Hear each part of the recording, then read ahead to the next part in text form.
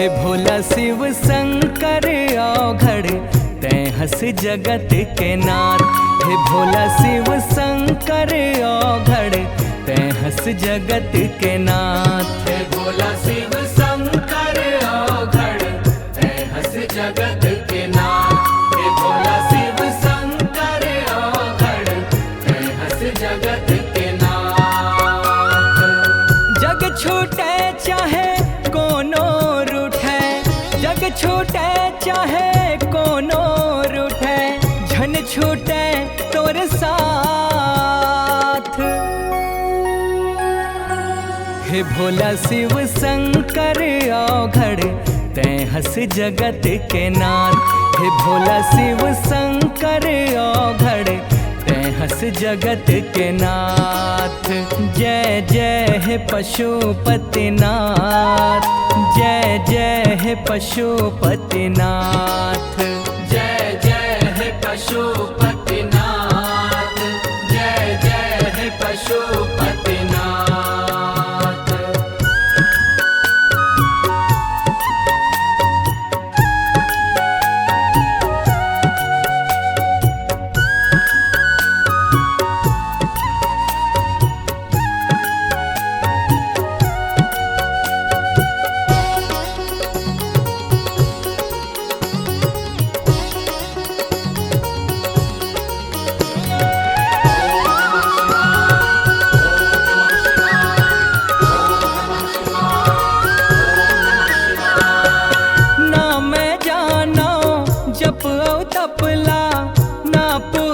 के विधान छोड़ के जगला तोर तिर आयो सर बस तोला मान।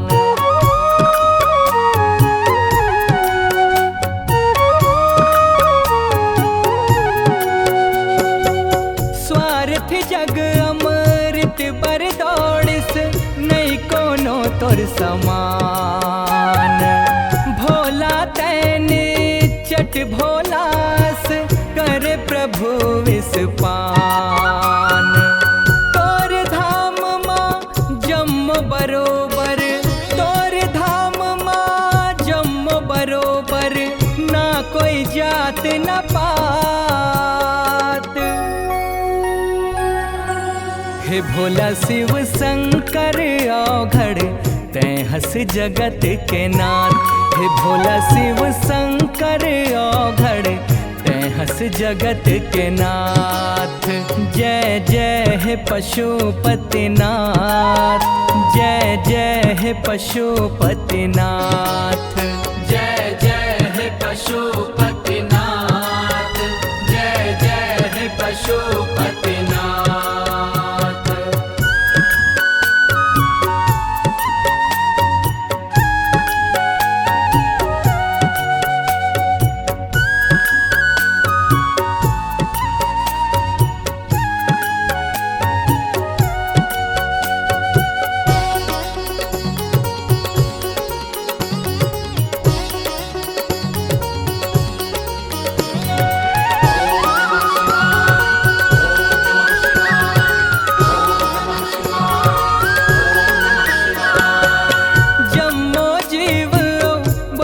पति के तिहा पालन करता, भटकत हो दर दर दुख हर मोर महादेव दुख हरता।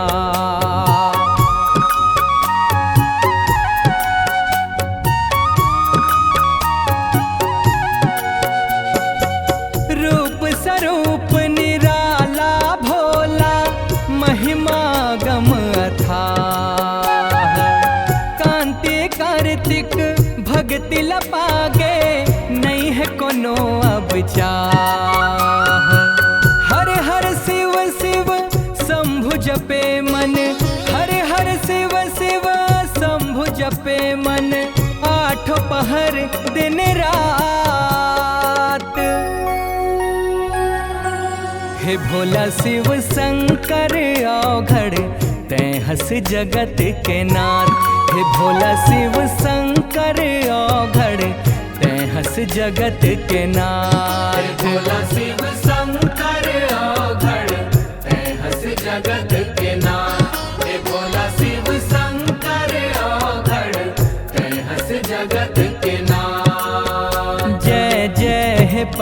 पशुपतिनाथ।